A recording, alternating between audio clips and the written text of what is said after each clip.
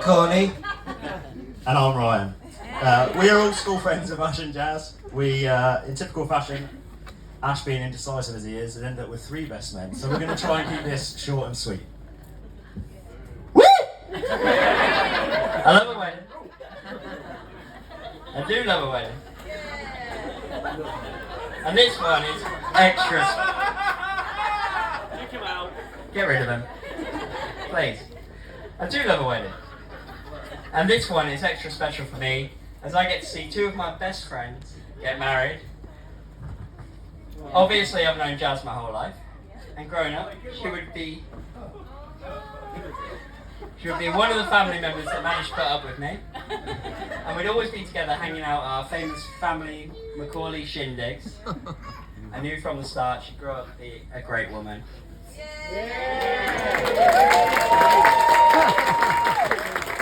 Jazz. When I first met Ash, however, can't say I was that impressed. It's hard to be when someone is stuffing their mouth full of cheesy chips and boasting about how they're destined to work in adult film.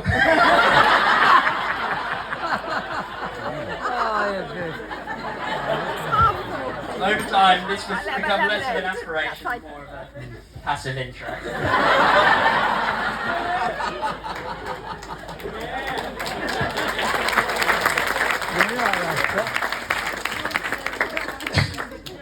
When I first met Ash, it was in art class. We all sat together with a recently broken up couple, Stephen and Leanne. Ash has a tendency to like to wind people up, as I'm sure you're all aware. So he would quite often ask them if everything was okay between them. And as soon as he'd get the daggers back, you'd always turn to them and say, "Ooh, trouble in paradise." Sadly, this was the only talent I'd see of Ash in art. His inability to hold a pen and pencil, as some of you may well know, meant he was pretty shit at drawing anything. But I think this may have been down to the aforementioned interest and hobby that you had in adult film.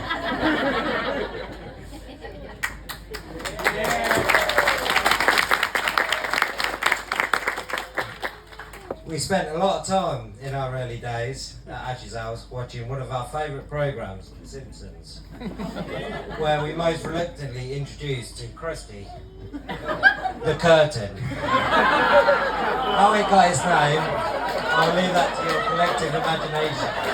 But we'll also have as a guest, it'll be part of his hobby.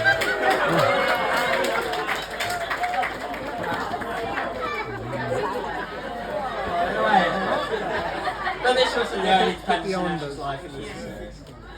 I know Penny and Three managed to overcome a huge coke addiction.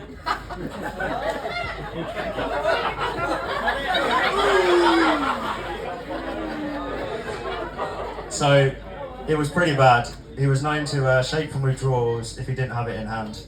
Jane, through this time you were a huge moral support for him, even though you were his main supplier. He would often rage if you didn't get him the good stuff, but you were always on hand to offer him some Pepsi Max. Ash, here's a can of the good stuff to get you through the day.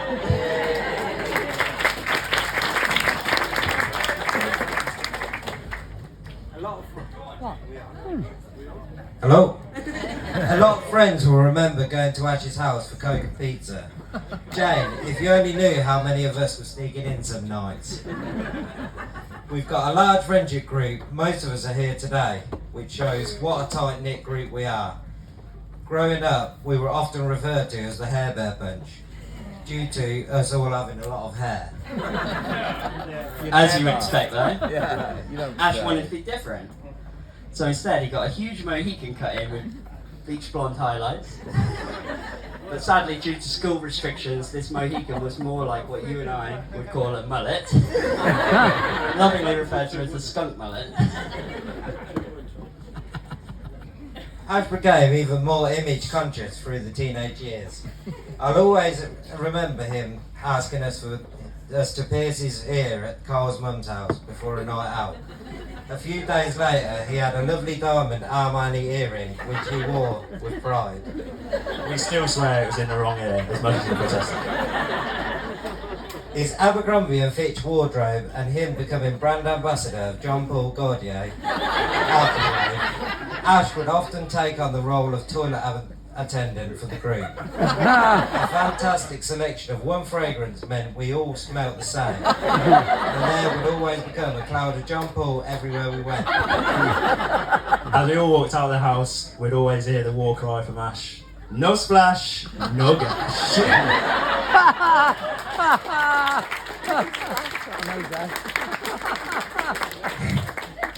It made it this image consciousness, which led him to always shave in the bath. I never worked out if it was on purpose or he just didn't know where to stop. But he on more than one occasion ended up with entirely smooth legs. I remember being at Ash's house and his sister Jade calling him out on all the hairs she found in the bath. Ash insisted he'd been washing the dog. So Jade was having none of it. Regretfully, all this work, as much as Ash will protest, his looks were not translating into wins with the girls. Despite the complete lack of precedent, Ash still always considered himself a ladies' man. He has a brilliant habit of self-promotion. A real 10 out of 10. He would call himself the coolest guy in the gang. We came together to try and think of all the girls Ash had been with, but when we asked around, it became apparent that Jazz had kissed a lot more girls. A few of them in this room.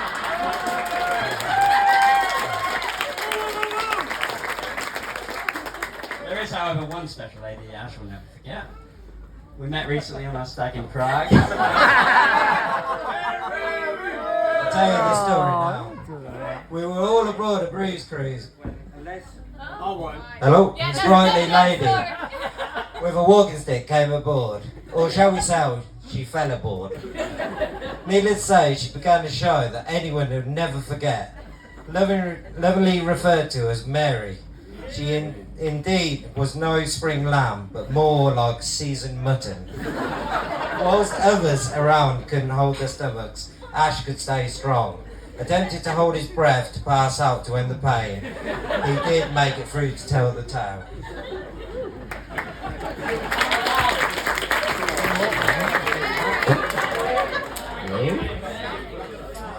Ash has always been one for overdoing it in the most extravagant way, from drinking out of jerry cans to calling everyone out for not drinking half a pint of vodka straight. My poor sister, coming to join us for pre-drinks before a night out, was unfortunately met with a naked Ash on the floor, with everything on show. There were 6 men around him colouring in his private parts with a marker pen. Still not sure why we needed 6 people for that job. Safe to say, stuffing bread in your mouth sitting outside the house did not work. Lol, thank you for coming to pick him up that night in your lovely Mini, and apologies again for the sick in the back seat. What about the ink on my fucking door frame? Don't worry, Ash. Although Jazz can clearly outdrink you, she is prone to the same pitfalls as anyone who enjoyed sitting in the Fiat 500 will attest. Yeah. After Jazz spewed her own brand of air freshener directly into the air vents.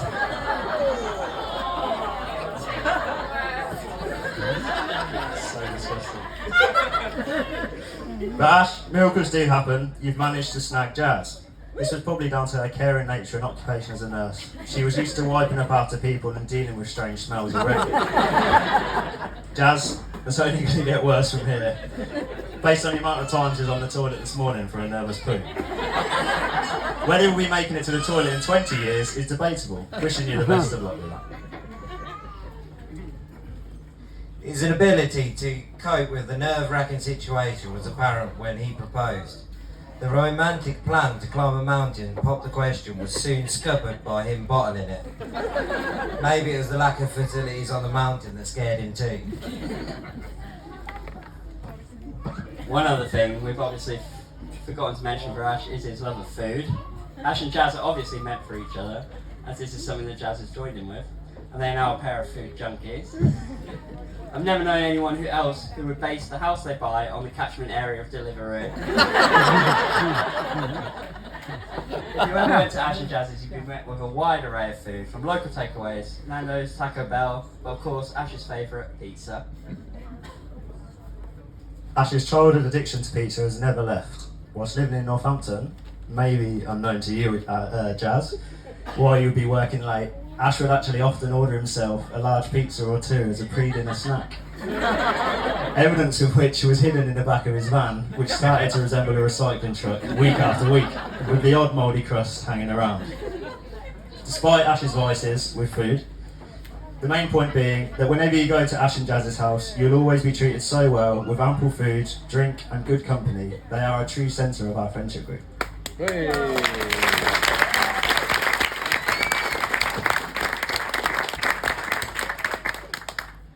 If the past few years are anything to go by, Ash and Jazz have a great future ahead of them, as long as Ash can stop falling from any more ladders.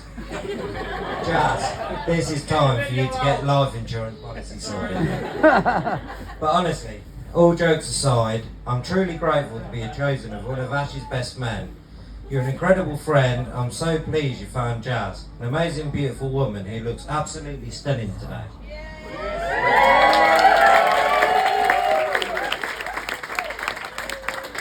I've known you both so long and have so many great memories that I'll never forget. And I know that if I ever need a friend, your door is the one I will go to, even if I can't afford a taxi at 2 in the morning. I know you'll always let me in.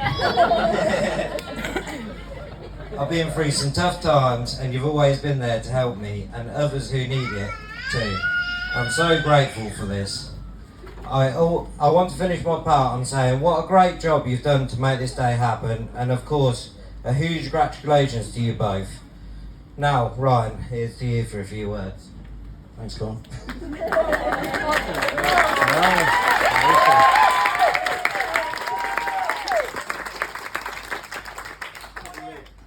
Ash and Jazz, you have always been a huge part of my life.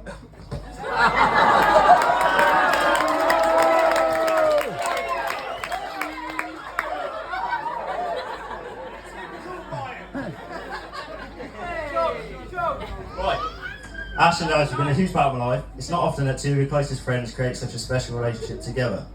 It's with great pride I stand here as one of your best men, Ash. It's been a hell of a journey to this point. I can't wait to watch you both continue your journey together. Bit of pepper in my throat there. Jazz, you look sensational today. From the frizzy-haired girl I met at school, wearing a rain jacket every weather condition, you have become a beautiful woman. Ash, a perfect 10 out of 10 today, brother. Oh, I missed a bit.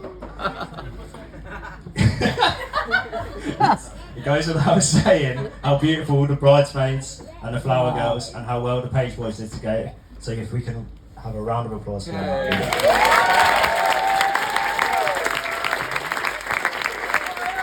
I'll hand over to Sam for any final words before I actually start crying. And your all-important drink after getting through the speech.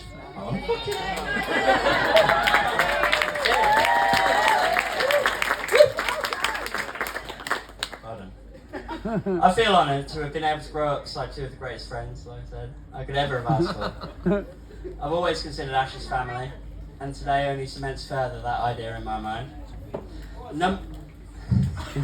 The number of people gathered here today is a testament to their kind-heartedness, and I know I speak for everyone in this room when I say how lucky we are to have you in our lives, and what a joy it is to share this day with you.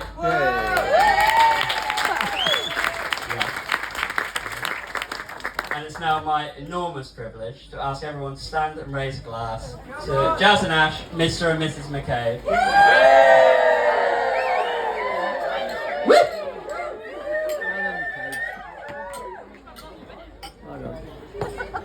That's it. You're in the lesson.